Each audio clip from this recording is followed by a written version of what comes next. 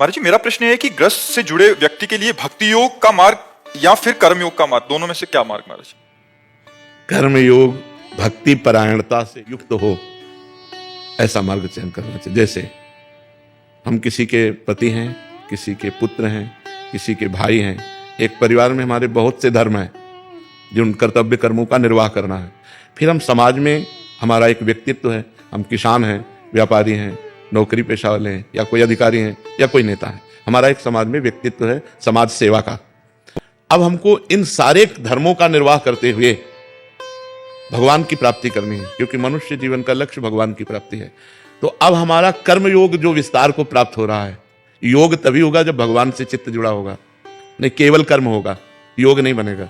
योग कहते हैं तेषां, भगवान के वचनों से, तेषां सतत युक्ता नाम भजताम प्रीति पूर्वकम ददामि बुद्धि योगम तम येन माम उपयांति ते।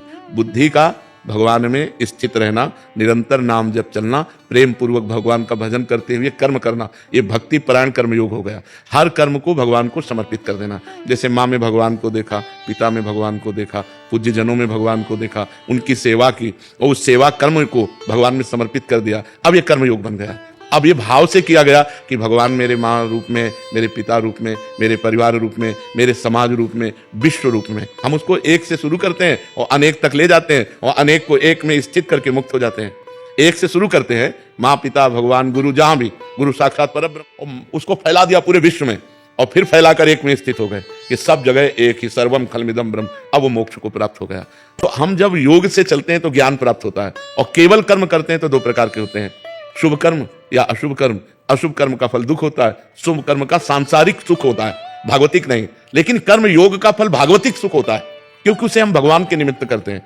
किसी भी व्यक्ति में हम भगवान की भावना करके उसके प्रति जो व्यवहार करते हैं, वर्ताव करते हैं, उसे जब हम भगवान को समर्पित कर देते हैं तो भगवत प्राप्ति का योग बना देता है। और जब हम व्यक्ति मात्र करके किसी को खूब खवाया पियाया, खूब दिया लिया, वो पुण्य हो गया, कर्मयोग नहीं बना।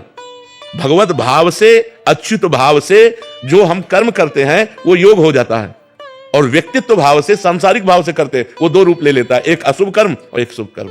तो कर्म योग तो हम करें, लेकिन उसे भगवान को समर्पित करते हुए भगवत भाव से करें, तो वही भक्ति परायणता के कारण वो हमें भगवत प्राप्ति करा देगा। समझ पा रहे हैं आप जी? आप सभी को राधे राधे। इस वीडियो में प्रेमानंद जी महाराज ने बहुत ही अच्छी बातें बताई है कि हमें भगवत प्राप्ति कैसे होगी। तो आई होप कि वीडियो आप लोगों को अच्छी लगी हो। मिलते हैं नेक्स्ट वीडियो में।